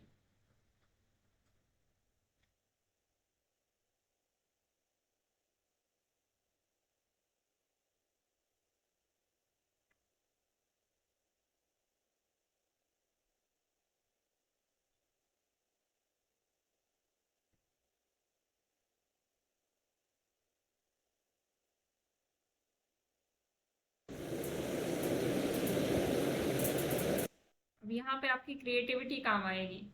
आपने एक तो बता दिया मुझे 1 -1 1 -1 1 -1। थोड़ी सी शक्ल चेंज करनी है, आप थोड़ी सी शक्ल चेंज करके देखो तो सीक्वेंस की रेंज सेट थोड़ी चेंज हो जाएगी। क्या मैं ये लिख सकती हूँ 1 2 -1 1 2 -1, इस तरीके से कुछ ऐसा लिख सकती हूँ? यस और नो? No ma'am. नहीं लिख सकते, क्योंकि ये तो अगर लिखा तो रेंज सेट में 2 भी आ जाएगा। तो आपको इसी में घुमा फिरा के कुछ करना है ना। अरे मैंने कहा किसी भी तरीके का सीक्वेंस बना लो, आपकी मर्जी है। ये लो, मैंने बना दिया। आप और नहीं बना सकते ऐसे, हजारों लाखों बना सकते हो, इनफाइनाइट बना सकते हो। आप ऐसे बना लो, -1 पहले आए, 1 बाद में आए, फिर -1 आए, फिर 1 आए, फिर -1 आए, फिर 1 आए। कर सकते हो। कुछ ऐसा काम तो नहीं कर रही मैं जो आउट ऑफ द वर्ल्ड हो। किसी को फिर भी लग रहा है तो प्लीज पूछो, क्योंकि मेरे दिल की धड़कन तेज होने लगती है जब आप नहीं पूछते। मतलब ऐसी शांति, ये शांति मुझे पसंद नहीं है। ओके, समझ में आया Yes, ma'am. Tanya? Yes ma'am. Yes ma'am. बस इतना सा काम करना है। एक और सीक्वेंस बता दो किसी के दिमाग में आ रहा हो। देखो, बताने को तो आप लाखों बता सकते हो, मैं तो सिर्फ आपसे एक पूछ रही हूँ। कुछ भी है। 1 comma हाँ, 1 comma 2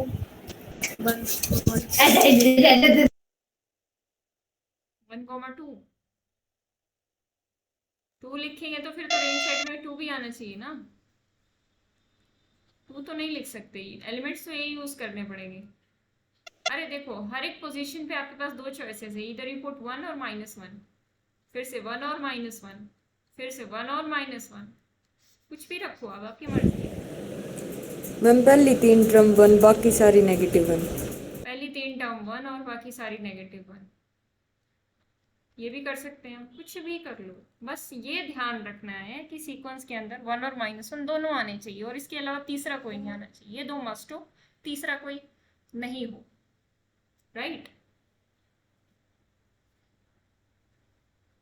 गॉट इट? तो इस तरीके से एक्सपेरिमेंट आप कर सकते हो, और ये आपको सिर्फ ये दिखाने के लिए कि मैजिक ऑफ सीक्वेंस, कि भाई आप 2 एलिमेंट दे दिए जाएं, आप उसमें पूरे दिन लगे रहोगे, कुछ नया नया बनाते चले जाओगे, इतना क्रिएटिव हो सकते हो आप। तो इसी को एक बेस मान के मैं आपको ये ट्रू फॉल्स समझाती हूँ। किसी को आंसर बताना है इसका, इससे पहले मैं एक्सप्लेन करूँ? Ma'am Yes, false. False True, ma'am. बताया एक ने, और ट्रू मैम। फॉल्स क्यों बताया? मैम सीक्वेंस बाउंडेड तो नहीं होगा? बाउंडेड तो नहीं होगा, इसका मतलब आपके पास कोई काउंटर एग्जाम्पल है? काउंटर है तो आप दीजिए। अगर आप ऐसी बात कह रहे हैं तो आपके पास क्या होना चाहिए? काउंटर एग्जाम्पल, कि नहीं नहीं ये तो सच नहीं है, तो फिर मेरे पास कोई काउंटर है।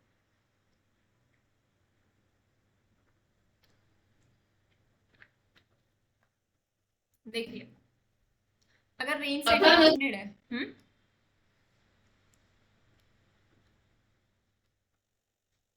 रेंज सेट अगर बाउंडेड है, तो रेंज सेट में वही एलिमेंट्स लिखे गए हैं, चाहे वो फाइनाइट हो चाहे वो इनफाइनाइट हो, वही एलिमेंट्स लिखे गए हैं जो सीक्वेंस के हैं। इसमें कुछ एक्स्ट्रा नहीं लिखा गया, नथिंग एक्स्ट्रा। रेंज सेट लिखते टाइम सिर्फ एक बात का ध्यान रखना होता है, रेंज सेट और सीक्वेंस में सिर्फ इतना फर्क है कि रेंज सेट लिखते टाइम हम रेपिटेशन को गायब कर देते हैं, जैसे कि हमने यहाँ देखा, सीक्वेंस बहुत लंबा था पर रेंज सेट लिखते टाइम 1 और -1 आया बस, राइट? रेंज सेट लिखते टाइम रेपिटेशन गायब किए जाते हैं, एलिमेंट्स गायब नहीं किए जाते। तो अगर रेंज सेट बाउंडेड है तो ऑब्वियसली सीक्वेंस भी बाउंडेड होगा, क्योंकि एलिमेंट्स तो वही के वही शिफ्ट हुए हैं ना। Getting my point? एलिमेंट्स तो रेंज सेट के अंदर जो हैं वो शिफ्ट होके सीक्वेंस से ही तो आए हैं, कोई नया थोड़ी भी रेंज सेट बन गया, कहीं कोई नई दुनिया से थोड़ी आया है। रेपिटेशन हटा दिया है बस, उससे रेंज सेट बन गया है। एलिमेंट्स तो वही के वही हैं।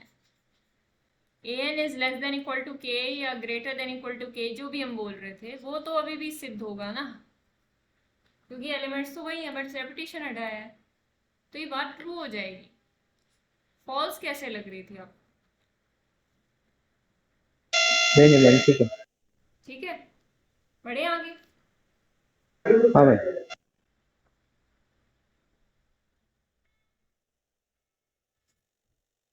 अब हम देखते हैं कन्वर्जेंस ऑफ सीक्वेंस, तो बहुत बड़ी गड़बड़ होगी।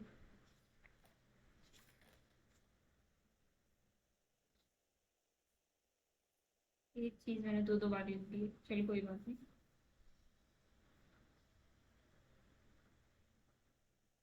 अब हम देखते हैं एक चीज, कन्वर्जेंस ऑफ सीक्वेंस, जो मैंने आपको उस लेक्चर स्टार्ट होने से पहले बताया था, कन्वर्जेंस ऑफ सीक्वेंस।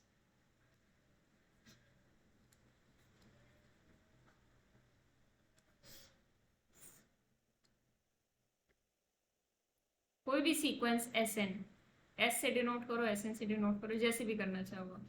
कोई सीक्वेंस AN से भी डिनोट कर सकते हो, जैसे आपकी मर्जी। वैसे स्मॉल लेटर से ज़्यादातर किया जाता है, AN BN, इससे। कोई भी सीक्वेंस SN है, उसको हम कन्वर्ज कब कहेंगे? Is said to converge. Converge भी किसको? किसी रियल नंबर L को कन्वर्ज करता हुआ कहा जाएगा इफ, और to have a real number as its limit. If for all epsilon greater than 0 there exists a positive integer m, ध्यान से देखो, such that, ये m भी पता है किस पे डिपेंड करता होना चाहिए? एप्सिलॉन पे डिपेंड करता हुआ होना चाहिए। such that this is less than epsilon for all n greater than equal to m. This is to be noted. इसका मतलब क्या है? इसको हम ऐसे भी लिख सकते हैं S n approaches to L as n approaches to infinity, और दोनों बातें सेम है, अभी आपको समझ में आ जाएगा कैसे। कुछ फाइनाइट टर्म्स छोड़ी गई हैं। देखिए हर एप्सिलन के लिए कितना भी छोटा नंबर आप ले लो, उसके लिए हमेशा आपको एक m मिल जाएगा, जिसके बाद की टर्म्स यहाँ पे लिखा है for all n greater than equal to m, for all n greater than equal to, यानी m के बाद वाले जितने m है, मान लो m हमें 25 मिल गया, एप्सिलन मैंने अगर 0.1 लिया तो m मान लो मुझे 25 मिल गया, such that for all n greater than equal to 25 this thing holds that Sn minus L is less than epsilon. इसका मतलब क्या होता है? इसको अगर मैं खोल के लिखूं तो ऐसे भी लिख सकती हूँ, minus epsilon is less then Sn minus L is less than epsilon. इसका मतलब क्या हो जाता है? L minus epsilon is less then Sn minus L is less then L sorry L तीनों में ऐड करेंगे तो L प्लस एप्सिलन, यानी ब्रैकेट मॉड हटाया तो ये बन गया minus epsilon less than Sn minus L less than epsilon, और तीनों में L ऐड कर दिया तो ये बन गया ये। यानी कि इसको मैं एक और तरीके से आपको समझा सकती हूँ कि Sn बिलोंग करेगा इस इंटरवल में, L की नेबरहुड में Sn बिलोंग करेगा जब जब हम 25 के बाद वाली टर्म्स की बात कर रहे होंगे। 25 के बाद जितने भी टर्म्स है 26, 27, 28 up to infinity, 25, 26, 27, 28 up to infinity, वो सारी की सारी टर्म्स L के नज़दीक होंगी, L वाले नेबरहुड में होंगी, चाहे वो नेबरहुड कितनी भी छोटी हो, for all epsilon greater than 0। Getting my point? चाहे हम कितनी भी छोटी नेबरहुड बना दे उस नंबर की, वो खास नंबर क्या होगा अभी मैं बताऊंगी, L, जिसको हम बार बार बोल रहे हैं, उस नंबर पे कन्वर्ज कब करेगा हमारा सीक्वेंस? अगर हम उस नंबर की कितनी भी छोटी नेबरहुड ले लें, उस नेबरहुड में एक पॉइंट के बाद, यानी जैसे 25 के बाद की सारी टर्म्स उसी में बिलोंग कर जाए। ये नंबर 25 करोड़ भी हो सकता है, 25,000 भी हो सकता है, 1 लाख भी हो सकता है, कुछ भी हो सकता है। ये एक फाइनाइट नंबर होगा m, और जितना आप एप्सिलन छोटा लोगे उतना ये m बड़ा होता जाएगा। ये सब बातें आपको एग्जाम्पल से ज़्यादा समझ में आएंगी, पर क्या एक बेसिक आइडिया लग गया है? इस तरीके की डेफिनेशन आपको एग्जाम्पल से ज़्यादा समझ में आ जाएगी। तो क्या मैं समझी कि आपको बेसिक आइडिया लग चुका है? अच्छा, इसको तीसरे तरीके से भी लिखा जा सकता है। इसको और करके मैं एक तीसरे तरीके से भी लिख सकती हूँ जो आपने कई जगह पढ़ा होगा। As n approaches to infinity, Sn approaches to L, ये ठीक है। बढ़े आगे? Yes ma'am. अब हम देखते हैं कुछ बातें जो इसको जस्टिफाई करती हैं जो मैंने बोला, यानी कुछ एग्जांपल्स। जैसे कि हम ले लेते हैं एक सीक्वेंस, इतना आसान नहीं ले रहे हैं ताकि आप कुछ आसान वाले समझ में आए। पहले हम मुश्किल वाला ले रहे हैं, पर ये इतना मुश्किल भी नहीं जितना दिख रहा है। हमें ये देखना है ये सीक्वेंस किस पॉइंट को कन्वर्ज कर रहा है, ठीक है? ठीक है मैम L Sn से छोटा हो सकता है? n Sn से, L Sn से, L Sn से, ये L ये Sn से ना? Yes ma'am. बिल्कुल हो सकता है, क्यों नहीं हो सकता? अभी मैं एग्जांपल बताऊंगी, ठीक है? बिल्कुल हो सकता है। इसी एग्जांपल में आपको पता चल जाएगा जो मैं करा रही हूँ। बड़ा भी हो सकता है, छोटा भी हो सकता है, बराबर भी हो सकता है। Sn तो एक टर्म नहीं है ना तान्या, ये बात तो आप समझ गए होंगे, मल्टीपल नंबर ऑफ टर्म्स है। Sn में तो सारी दुनिया समाई हुई है, n कभी भी 1 2 3 4 कुछ भी हो सकता है, हर एक टर्म आ रही है इसके अंदर। देखो मैं एक 2 पॉइंट बनाती हूँ यहाँ पे और आपको विजुअलाइज कराती हूँ। ये 1 था हमारा, यहाँ पे भी 1 2 3 4 5 6 7 बना लें। 1 2 3 4 5 6 7 1 पे ये क्या देता है सेट, बताओ, एक एक करके मैं लिख देती हूँ। यहाँ पे 1 पे क्या देगा, 2 प्लस -1 रेस्ट पावर 1 बाय 1, यानी 2 - 1 1 आ जाएगी पहली टर्म। दूसरी टर्म बताओ, जल्दी जल्दी बताते जाओ। दूसरी तीसरी, n को 2 रखो तो दूसरी आ जाएगी, 3 रखो तीसरी आ जाएगी।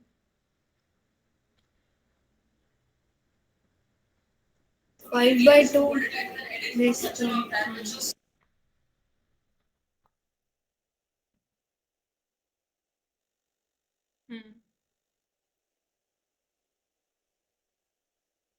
तीसरी क्या आ जाएगी, 2 - 1/3 5/3 1.66 लिख दो इसको। चौथी आ जाएगी 2 + 1/4, उसको मैं 2.25 लिख दूं। पांचवी क्या आ जाएगी, 2 - 1/5।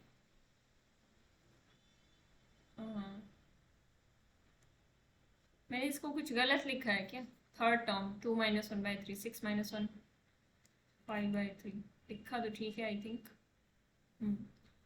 ये आ जाएगी 4.5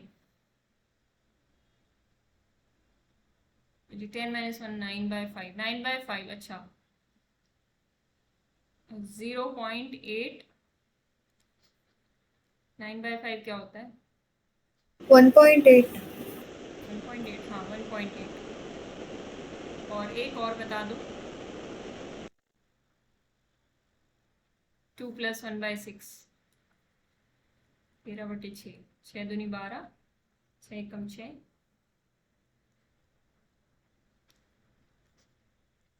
2.117 आ जाएगा शायद, या 1 कुछ ऐसा ही आएगा, जो भी है ठीक है। अब देखो ये टर्म्स हैं और इसमें हम एक पैटर्न भी ऑब्जर्व कर रहे हैं, इवन और ऑड एन का। वो पैटर्न ऑब्जर्व कर लोगे तो और मजा आएगा, नहीं कर लोगे तो भी कोई बात नहीं है। ऑड वाले में क्या हो रहा है, 1 है, फिर 1 से 1.66 हुआ, फिर बढ़ा और बढ़ा 1.8 हुआ, नेक्स्ट में और बढ़ जाएगा, ठीक है। इसमें क्या हो रहा है, इवन वाले में ध्यान दें अगर हम, 2.5 था, फिर और घटा 2.25 हुआ, फिर और घट गया 2.17 हो गया। इवन वाले घटते चले जा रहे हैं, ऑड वाले बढ़ते चले जा रहे हैं। लेकिन अब ये फंक्शन है तो फंक्शन के पास क्या होता है, ग्राफ होता है। तो मैं तो ग्राफ ड्रॉ करूंगी, क्योंकि मुझे लगता है आपको समझाने का सबसे अच्छा तरीका है ग्राफ ड्रॉ कर देना। इसका हर एक केस में आपको ग्राफ ड्रॉ करने की जरूरत नहीं है, इनफैक्ट कभी भी आपको ग्राफ ड्रॉ करने की जरूरत नहीं पड़ेगी, ठीक है। तो घबराने वाली बात नहीं है, लेकिन इसको समझोगे तो मजा आएगा ग्राफ से। 1 के लिए 1 है, सॉरी 1 के लिए 1 है, 1 के लिए 1 है, 2 के लिए 2.5 है, आप जानते हो 2.5, 3 यहाँ पे आएगा तो 2.5 समथिंग यहाँ पे आएगा, ठीक है। 3 के लिए आप जानते हो 1.66 है, यहाँ पे रख देते हैं इसको। फिर है 2.25, फिर है 1.8, थोड़ा सा और ऊपर चला जाएगा ये। 6 पे क्या है, 2.17, थोड़ा सा नीचे आ जाएगा यहाँ से। अब देख रहे हो क्या हो रहा है यहाँ पे, समझ में आ रहा है आपको, ये सीढ़ी बन रही है, ये गया, फिर ये नीचे गया, फिर नेक्स्ट और नीचे जाएगा, फिर और नीचे जाएगा, ऐसा कुछ होगा। यहाँ से ये ऊपर चले जा रहे हैं, यानी ये कि ऑड वाली टर्म्स बढ़ती चली जा रही है। दिख रहा है ना सबको? yes ma'am. लेकिन ये जाएंगे कहाँ, आपको क्या लग रहा है कहाँ पे जाके इकट्ठा होंगे? ये इस लाइन के करीब चले जाते जा रहे हैं ना। दोनों ने लाइन से बड़े डिस्टेंस पे स्टार्ट किया था, लेकिन अब सब लाइन को अप्रोच कर रहे हैं। यानी कि अगर मैं सिंपल आपको सीक्वेंस, आपको सेट थ्योरी में अभी मैंने कराया था कुछ दिन पहले, बाउंड्स वगैरह बता रही थी। सिंपल अगर मैं इतना भी बोल दूँ ना, मैं 2 केसेस भी डिवाइड कर लूँ, चलो इसमें मैं बहुत अच्छे ढंग वाले तरीके से भी आपको करा दूँ।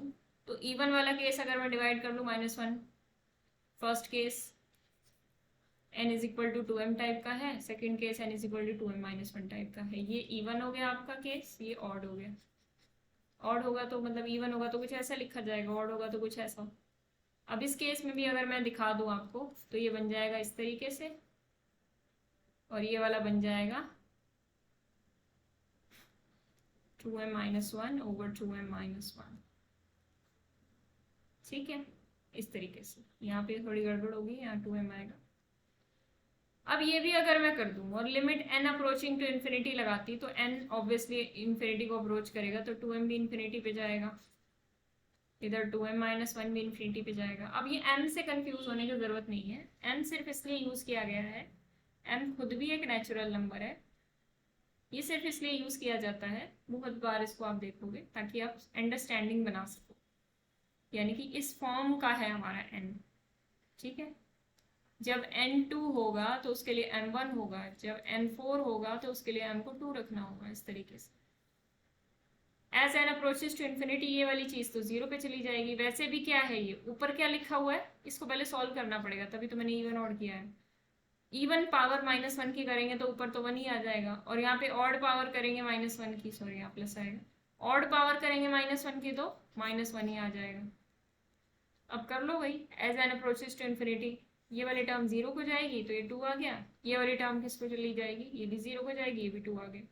यानी कि चाहे आप इवन से अप्रोच करना चाहो चाहे ऑड से, बात एक ही है, ठीक है। हो सकता था बात अलग भी आए, बट उसको हम आगे वाले टॉपिक्स में पढ़ेंगे। कल हम जो करने वाले हैं लिमिट पॉइंट, उस टॉपिक में पढ़ेंगे। लेकिन इस एग्जाम्पल में आपको ये समझना चाहिए, इस एग्जाम्पल में क्या हो रहा है, चाहे आप इधर से जाओ, चाहे कान इधर से पकड़ो, चाहे इधर से पकड़ो, चाहे कान इवन से पकड़ो या ऑड से पकड़ो, ये आपको सेम आंसर देने वाले हैं, विच इज 2, यानी 2 पे ही जाएंगे। n कुछ भी हो जाए, ये हमेशा 2 पे ही कन्वर्ज करती हुई दिख रही है हमें टर्म्स, ऐसे ऐसे बहुत ज़्यादा इकट्ठी हो जाएंगी आगे जाके 2 के आसपास, ठीक है। जो सूक्ष्म आंखों से, मतलब बहुत ज़्यादा सूक्ष्म हो जाएंगी, मतलब कि बहुत ज़्यादा माइनर्स, ओके। दिखना थोड़ा सा मुश्किल होगा। तो कहने का मतलब क्या है यहाँ पे कि दिस सीक्वेंस an ये 2 पे कन्वर्ज करेगा, ठीक है। ये बहुत क्लोज चला जाता जाएगा, बहुत ही ज़्यादा, मतलब 800-900 टर्म्स हो जाएंगे ना, फिर आप आंखों से ये भी नहीं देख पाओगे कि ये कितना इनमें डिफरेंस है। और आप इसकी 2-4 8-10 टर्म्स और लिख के देखना, आपको पता चल जाएगा। तो मैं जो आपको समझाना चाह रही थी वो पॉइंट ये था कि अगर हमसे ये पूछा गया कि ये वाला सीक्वेंस हमारा कहाँ पे जा रहा है, मैंने आपको बताया ये 2 पे कन्वर्ज कर रहा है, तो इसको उस तरीके से कैसे समझे, डेफिनेशन वाले तरीके से। वो डेफिनेशन क्या कहती थी, Sn-2 this thing is less than epsilon for all n greater than equal to m, या फिर हम ऐसे बोलते थे कि limit n approaching to infinity Sn is equal to 2,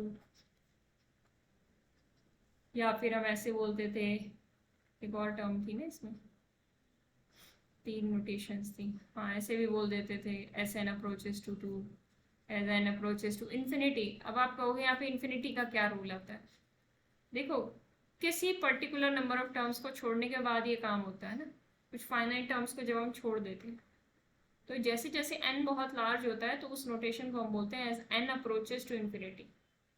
मान लो n की वैल्यू 10,000 हो जाए, उसके बाद जो टर्म्स आएंगे वो तो n लार्ज के लिए ही होंगी, इसीलिए यहाँ पे इन्फिनिटी वाली नोटेशन यूज़ की जाती है। नोटेशन है सर, इन्फिनिटी कोई चीज़ नहीं है जहाँ पे आप पहुँच जाओगे।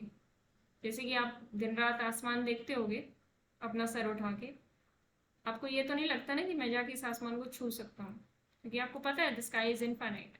उसी तरीके से ये है, इनफाइनाइट सिर्फ एक नोटेशन है आपके लिए, आप पहुँच तो सकते नहीं हो वहाँ तक।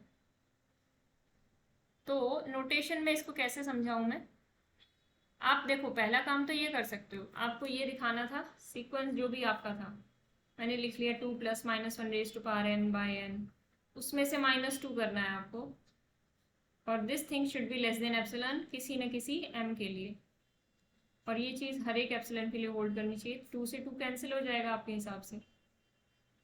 अब देखना बहुत ही इंटरेस्टिंग फैक्ट बताऊंगी आपको। अब ये आ गया -1n/n, इसका मॉड क्या निकलेगा, कोई बता सकता है मुझे? ये चीज़ तो आपको शो करके अभी मैं दिखाऊंगी। 1/n 1/n का मॉड लेस देन एप्सिलॉन बोल सकती हूँ मैं हर एप्सिलॉन के लिए। मैं जानती हूँ एक ऐसा नेचुरल नंबर n एग्जिस्ट कर जाता है सच दैट ये नोटेशन होल्ड कर जाए, बिल्कुल कर जाता है। तो 1/n less than epsilon true हो जाता है, ऐसा n नेचुरल नंबर हमें मिल जाता है। तो हम यहाँ लिख सकते हैं कि मान लो वो n नेचुरल नंबर हमें m मिला, n = m मिला। अब m चाहे 10,000 करोड़, लेकिन अगर आपको m मिल गया तो उसके बाद जितने भी m+1 m+2 होंगे वो भी तो इस बात को सेटिस्फाई करेंगे, क्योंकि 1/m+1 तो और भी छोटा होगा अपने इससे 1/m से, और 1/m जानते हो एप्सिलॉन से कम है, तो इसके बाद वाली टर्म्स तो फॉलो करेंगी ही करेंगी, बस आपको एक ढूंढना है। तो आपने m ढूंढ लिया जिसके लिए हो रहा है। कौन सी प्रॉपर्टी से हुआ कोई बता सकता है? मैंने क्या यूज किया है यहाँ पे एकदम से?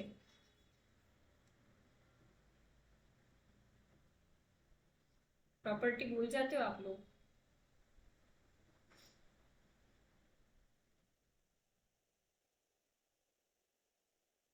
आर्किमिडियन प्रॉपर्टी कुछ पढ़ा था हमने ऐसा? Yes sir. संजना पढ़ा था कि नहीं? Yes sir.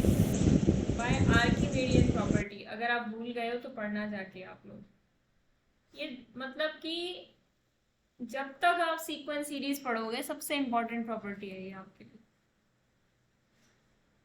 अब आप मैं कराती ना आपको आर्किमिडियन प्रॉपर्टी, आपको यही ना पता होता बाउंडेड सेट क्या होता है, आपको यही ना पता होता कॉम्पैक्ट सेट क्या होता है। अभी कॉम्पैक्ट भी आएगा अभी, तो बताओ मैं पहले दिन से सीक्वेंस स्टार्ट करा देती, मुझे क्या था?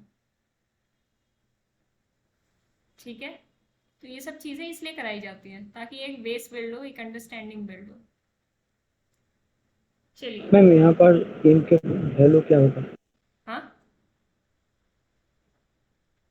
एल की वैल्यू क्या हुई ये पूछ रहे हो?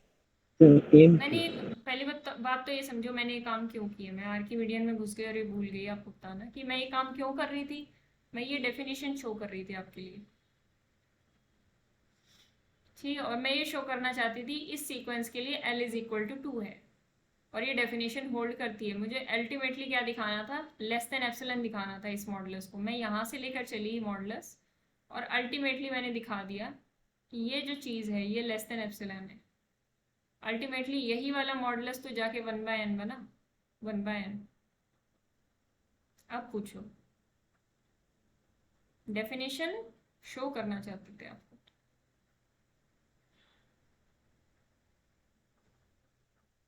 हर तरीके से आप कर सकते हो, लेकिन जब आप प्रूफ करने बैठोगे, एग्जाम में क्वेश्चन करने बैठोगे तो ये डेफिनेशन नहीं लगाओगे। ये सिर्फ कंसेप्ट क्लियर करने के लिए थी, समझ गए? क्वेश्चन जब करेंगे एग्जाम में तो ये डेफिनेशन नहीं लगाएंगे। ये सिर्फ आपको एक एग्जाम्पल कराया गया ताकि आपको कंसेप्ट क्लियर हो कि डेफिनेशन का भी कोई इंपॉर्टेंस है। क्लियर हुआ? यस। अच्छा, अब हम करते हैं कन्वर्जेंट सीक्वेंस। हमने पढ़ लिया, ऐसे सीक्वेंस भी होंगे जो कन्वर्ज नहीं करेंगे। फॉर एग्जांपल ये, क्या आप बता सकते हो ये किस पॉइंट पे इकट्ठा हो रहा है जाके? कन्वर्ज को सिंपल से सिंपल भाषा में अगर मैं समझा दूं तो यही मतलब है उसका कि किसी एक पॉइंट के आसपास जाके सारी टर्म्स इकट्ठा हो रही हैं। Infinite terms of the sequence, मतलब कुछ फाइनाइट को छोड़ के सारी टर्म्स उस पॉइंट के पास इकट्ठा हो रही हूँ। कुछ फाइनाइट को छोड़ के, जैसे यहाँ पे हमने कुछ फाइनाइट को छोड़ दिया था 2 + -1n। कुछ फाइनाइट में एक छूटे, जो छूटे, 0 छूटे, कुछ भी हो सकता है, उनको छोड़ के इनफाइनाइट टर्म्स एक पॉइंट के इर्द गिर्द घूम रही हूँ। फॉर एग्जाम्पल के तौर पे आपने थोड़ा फनी एग्जाम्पल है, आपकी क्लास में कोई ऐसा व्यक्ति हो जो काफ़ी पॉपुलर हो, या कोई ऐसा मतलब कोई भी ऐसा पॉपुलर सा बंदा आ जाए आपकी क्लास में, कोई अमीर हो, पॉपुलर हो, तो क्या होता है सारी क्लास क्या करती है? उसके आसपास भटकने लगती है कि नहीं? मान लो ये आपकी क्लास है, आप सब उससे दोस्ती करना चाहेंगे, वो पॉपुलर है, उसके पास गाड़ी घोड़ा बंगला सब कुछ है, सब उसके पास इकट्ठा हो गए, वो बीच में बड़ा परेशान है। और कुछ क्लास में बच्चे ऐसे होते हैं जो अपनी अकड़ में बैठे रहते हैं ऐसे, वैसे वो बच्चे इधर होंगे, इधर, हाँ इधर होंगे। वो बच्चे कहते हैं हमें क्या मतलब इससे, ये कुछ फाइनाइट बच्चे हैं सीक्वेंस के, और ये पॉइंट m है।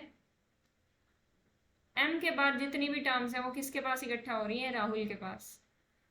राहुल एक पॉपुलर लड़का है क्लास का, अब ये A1 से लेकर AM-1 तक जितने भी बच्चे हैं क्लास के, ये थोड़ा चिढ़े हुए हैं इससे कि भाई हम क्यों बोले, है ना।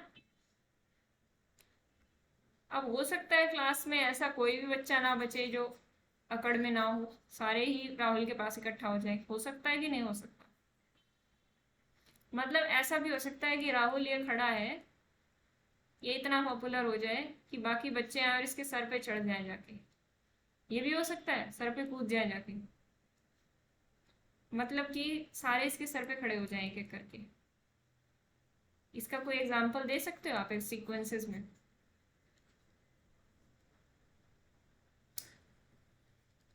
ये वाला सीक्वेंस देखा? हाँ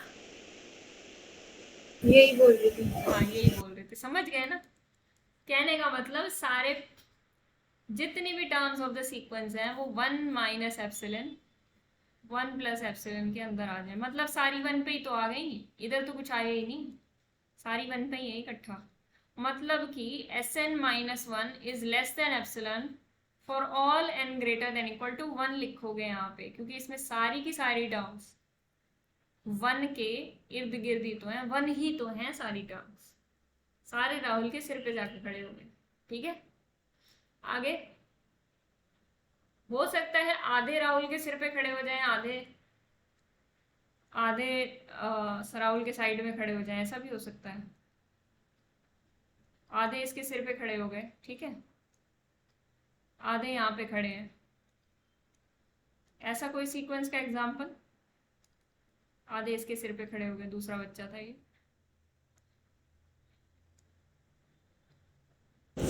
मैम 1/n।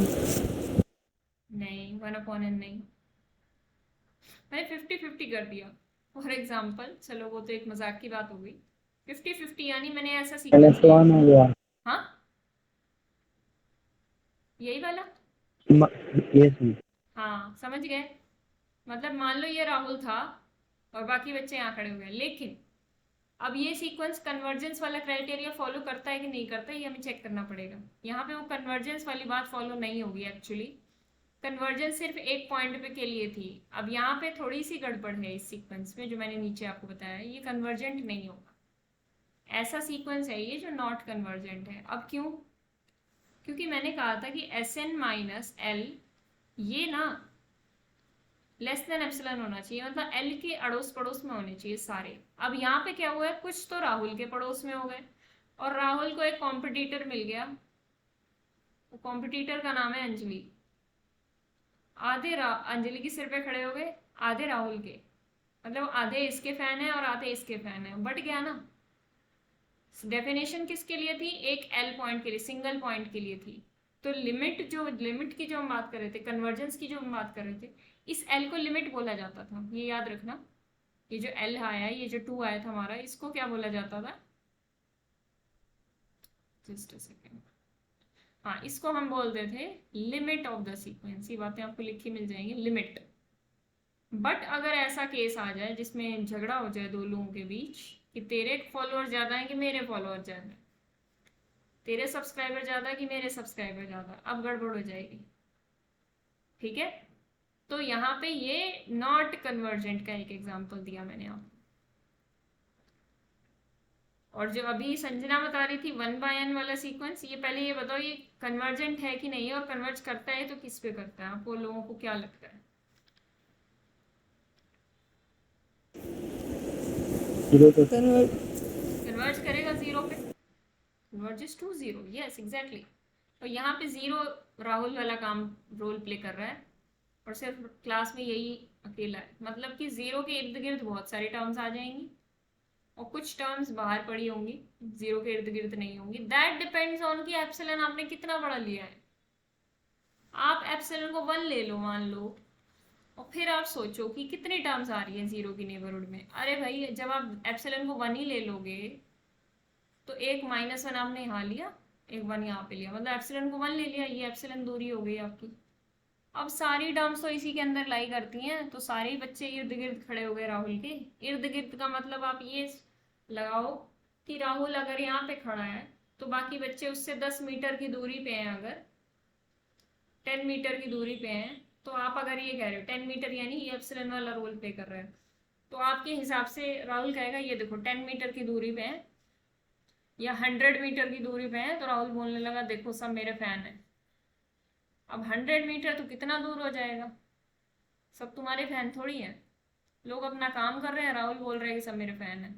अब 10 मीटर खड़े हो जाएं तो बात समझ में आती भी है। तो वो एप्सिलॉन तो कुछ भी हो सकता है, वो राहुल के दिमाग की उपज हो सकती है कि भाई उसने उसके हिसाब से अगर 10 मीटर की दूरी पे है, 100 मीटर की दूरी पे है, कई कई लोग तो कहेंगे 1 किलोमीटर की दूरी पे अगर वो मुझसे खड़ा है तो वो मेरा फैन है। ऐसा नहीं हो, लेकिन ऐसा हो सकता है, वो गलत नहीं कह रहा है, क्योंकि इस एप्सिलॉन को हम अपनी मर्जी से चूज कर सकते हैं। ये जो आपका नेबरहुड बनेगा ये उतना ही बड़ा बन जाएगा जितना आप एप्सिलॉन को बढ़ा लोगे, सिंपल सी बात है। आप एप्सिलॉन को 2 ले लेते तो भी सारी टर्म्स इसी के बीच में लाई कर जाती। कहने का मतलब 1/n की सारी टर्म्स तो यहाँ पे लाई करती हैं, क्यों 1/n की सारी टर्म्स कुछ इस तरीके से होती है 0 से 1 के बीच में। तो कितना बड़ा वो नेबरहुड होगा दैट डिपेंड्स, लेकिन मेन यहाँ बड़ा की नहीं है, मेन यहाँ बात है कि छोटा, कितना भी छोटा हो जाए वो नेबरहुड, आपको इनफाइनाइट टर्म्स कुछ फाइनाइट छोड़ के बाकी सारी टर्म्स उसी नेबरहुड में मिलनी चाहिए। पॉइंट ये है, पॉइंट बड़ा करने का नहीं, पॉइंट है छोटा करने का, कि कितना भी छोटा कर लो, हम कितना भी छोटा कर पाए उसको। ठीक है, और डाइवर्जेंट सीक्वेंस में आपको करा रही थी, ऐसा सीक्वेंस जो कन्वर्ज ना करे। पहला एग्जाम्पल ये वाला सीक्वेंस, ये भी कन्वर्जेंट नहीं है। क्यों मैं ऐसा कह रही हूँ, क्योंकि ऐसा कोई पॉइंट नहीं जिसके आसपास टर्म्स इकट्ठी हो रही हैं, टर्म्स एकदम स्पेसिफिक दूरी पे, हर एक टर्म, चाहे आप इन्फिनिटी तक चले जाओ, कोई भी टर्म चेक कर डालो, इसकी सारी टर्म्स के बीच में एक दूरी है स्पेसिफिक। ठीक है, हौच पौच नहीं मच रहा है, एक स्पेसिफिक दूरी है। क्योंकि मान लो आप 3 को चेक करना चाहते हो, 3 इसका लिमिट पॉइंट है कि नहीं है, तो 3 के लिए मैं कोई भी एप्सिलॉन चूज कर लूँ। लेट से मैंने 0.1 चूज किया और अब मैं 3 का नेबरहुड बनाने लग जाऊँ, 3 माइनस एप्सिलॉन 3 प्लस एप्सिलॉन। क्या इसमें क्या इनफाइनाइट टर्म्स मिलेंगी मुझे सीक्वेंस की? फाइनाइट को छोड़ के बाकी सारी टर्म्स इसके अंदर मिलेंगी? अरे एक भी नहीं मिल रही, 3 को छोड़ के कोई मिल ही नहीं रही है। ठीक है, इसलिए ये लिमिट नहीं कहलाएगा, इसमें कोई भी पॉइंट लिमिट नहीं कहलाएगा, 3 ही नहीं कोई भी पॉइंट लिमिट नहीं है। तो इसके पास क्या है, नो लिमिट पॉइंट। कोई आपसे ये पूछना लग जाए कि ऐसे सीक्वेंस का एग्जांपल दो जिसके पास कोई लिमिट पॉइंट नहीं है, दे सकते हो?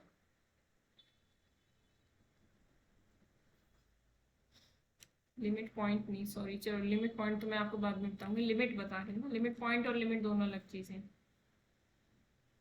क्लियर है यहाँ तक?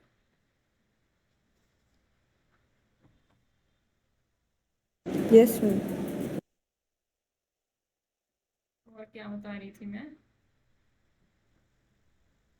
ये वाला सीक्वेंस अभी मैंने आपसे शेयर किया था, मैंने कहा ये भी एक लिमिट नहीं है, इसके पास भी लिमिट नहीं है, ये भी कन्वर्जेंट नहीं है। क्यों नहीं है? क्योंकि राहुल और अंजलि में झगड़ा हो गया, कुछ बच्चे राहुल के पास नेबरहुड में है, कुछ बच्चे अंजलि के नेबरहुड में है, 2 गैंग्स बन गई क्लास में। अब 2 लोग, एक म्यान में 2 तलवार नहीं रह सकती, जब तक एक म्यान में 1 तलवार है सीक्वेंस कन्वर्जेंट कहलाएगा। ठीक है, तो ये हो गए कुछ डाइवर्जेंट सीक्वेंस के एग्जाम्पल। लेकिन डाइवर्जेंट सीक्वेंस यानी कि जो सीक्वेंस कन्वर्ज ना करे, पर कन्वर्ज ना करने में भी बड़ी सारी टाइप्स हैं। फॉर एग्जाम्पल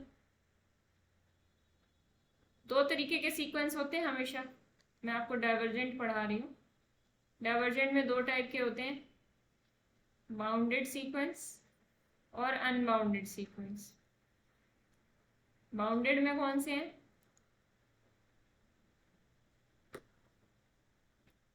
बाउंडेड के अंदर ऑसिलेटिंग फाइनाइटली,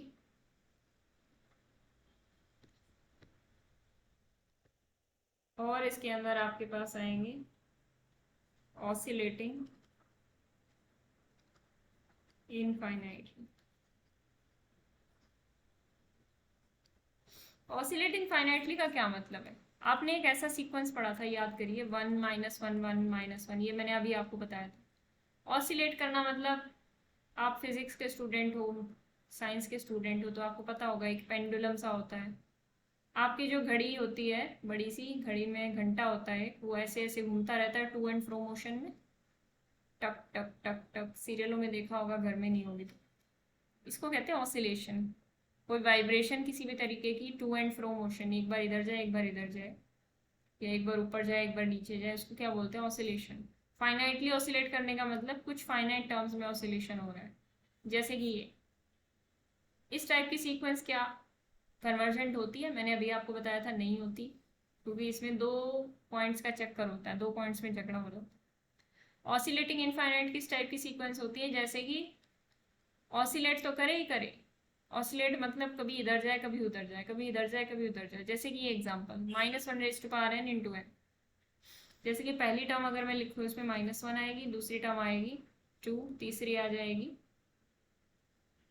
-3, फिर 4, फिर -5, फिर 6, फिर -7, इस तरीके से, राइट। अब क्या हो रहा है? एक बार -1 पे जाता है, फिर 2 पे पॉजिटिव, फिर नेगेटिव पे -3 पे जाता है, फिर 4 पे, फिर -5, फिर 6। एक्चुअल में क्या होता है? एक बार इधर एक बार उधर, एक बार इधर एक बार इधर, एक बार टर्म कम हो रही है एक बार ज़्यादा हो रही है, तो ये ऑसिलेशन है। पर इस ऑसिलेशन में एक प्रॉब्लम है, ये ऑसिलेशन इनफाइनाइट है। एक तरफ से तो -∞ की तरफ भाग रहा है, जैसे कि -1, -3, -5, -7, ये सब चीज़ें -∞ की तरफ जाएंगी। 2, 4, 6 ये सब इन्फिनिटी की तरफ भाग रही है, तो टर्म्स भाग रही हैं बहुत ज़्यादा, ठीक है। तो यहाँ पे हम क्या देखेंगे? आज वेंसडे है ना? हाँ, वेंसडे। तो इन्फिनिटी और -∞ की तरफ टर्म्स भाग रही हैं, किसी पॉइंट पे इकट्ठा हो रही है, नहीं हो रही है, इसको बोला जाता है ऑसिलेटिंग इनफाइनाइट। Got it? दो और टाइप्स कर लेते हैं। एक होता है डाइवर्जेंट टू इन्फिनिटी, एक होता है डाइवर्जेंट टू -∞। इन्फिनिटी पे डाइवर्ज करने वाला सीक्वेंस इस तरीके का हो सकता है, अभी हमने देखा था 1, 2, 3, 4। क्योंकि n जितना बड़ा होगा, as n approaches to infinity, आपके जो सीक्वेंस है वो सीक्वेंस की टर्म्स इन्फिनिटी पे जाएंगी, तो इसको बोला जाएगा divergent to infinity. Divergent to -∞, -n इस टाइप की सीक्वेंस होंगी, -1, -2, -3 इस तरीके की सीक्वेंस होंगी। अब इसकी टर्म्स कहाँ पे जा रही है? -4, -6, नेगेटिव में बढ़ती चली जा रही है, एक ही फ्लो में नेगेटिव में बढ़ती चली जा रही है। आप देखोगे जैसे n बड़ा से बड़ा होगा, ये डाइवर्ज किस पे करेगा? -∞ पे। इसलिए इस टाइप की सीक्वेंस को क्या बोला गया? Divergent to -∞। इनकी जो डिटेल डेफिनेशन है नोट्स में लिख दी गई है, आपको पढ़ के आनी है, ठीक है। बाकी आपको कल मैम ऑसिलेटिंग इनफाइनाइट की जो एग्जांपल है वो तो अनबाउंडेड है ना? आपकी आवाज नहीं आई।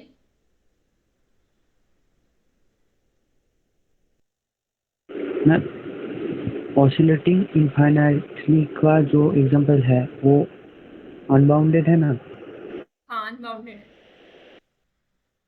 अच्छा, ऑसिलेटिंग बाउंडेड के अंदर नहीं आएंगे, अच्छा ही फिर तो।